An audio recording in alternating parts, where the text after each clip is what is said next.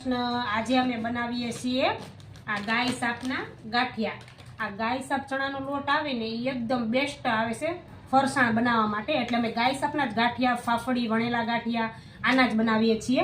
અને અમે સૌ પ્રથમ 1.5 કિલો લોટ લીધો છે અને એની અંદર અજમા, મરી પાવડર, મીઠું, હિંગ અને થોડાક સોડા નાખ્યા છે, જેથી કરીને થોડાક જ પોચા કરવા છે। એટલે બાકી કડકડિયા જ અમારા નવિયાને અમને બધાને ભાવે છે।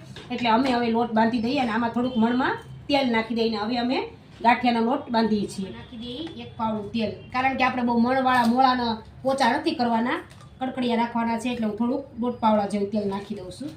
અને આ બેન સ્પેશિયલ ગાંઠિયા બનાવે છે। તમારે કોઈને ઓર્ડરથી બનાવવા હોય તો કાંઈ લેતા નથી, તમ તારે ફ્રીમાં બનાવી દે। આ બેનને ગાંઠિયા બનાવતા બહુ સારા આવે છે ને અમે એને ઓર્ડર આપી દીધો છે, તમે બનાવી જાઓ। નવિયા નાની છે, જેની નાનો છે, ગાંઠિયા બનાવી છે। તમારે ઓર્ડર આપવો હોય તો કમેન્ટ કરજો।